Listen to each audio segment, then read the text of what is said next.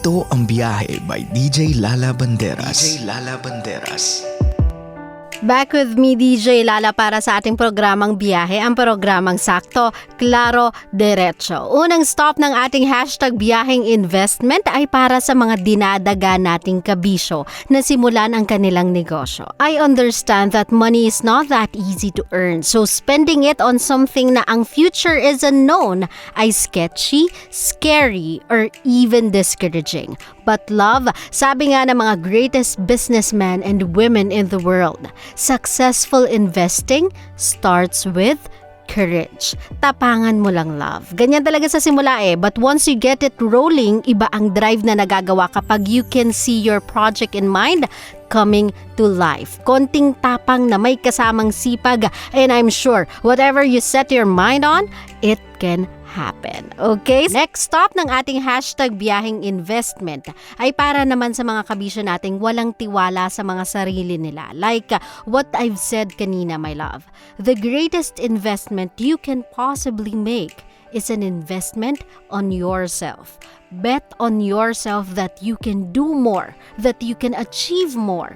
Alam nyo, look at those people na lang na once in their lives nasabihan sila na, naku, mahirap yan, di mo yan kaya. But they continued anyway. So yung mga taong nag-doubt sa kakayahan nila before, sila ngayon ang parang lintang feeling close na dumidikit sa kanila.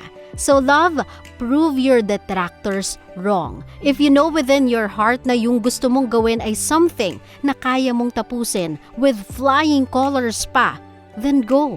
Let no one stop you. Kasi sa totoo lang, my love, the only person that's standing in your way to success is you. Gets mo? So go for it. Adya, my love.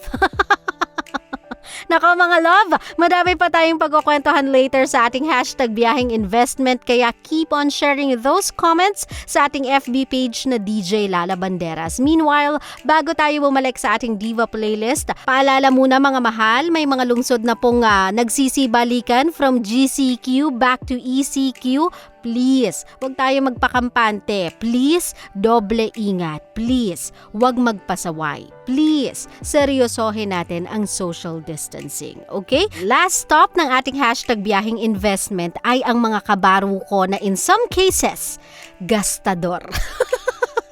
Mga one-day millionaire ang ugali, Diyos ko.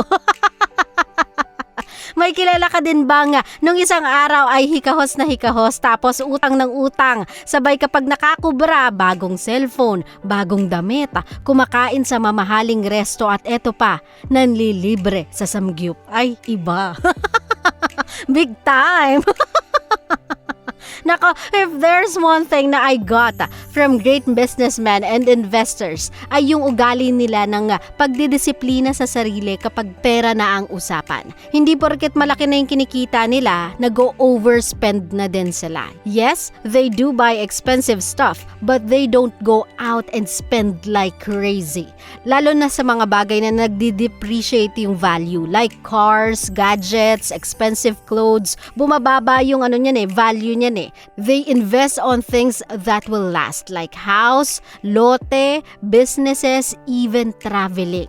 Love, hindi sahod mo ang problema kung hindi yung way mo gumasta. Try mong ipitin ang sinturon kapag sumahod ka. Bawas kain sa labas, bawas shopping, bawas bili ng mga skin or game credits online like me.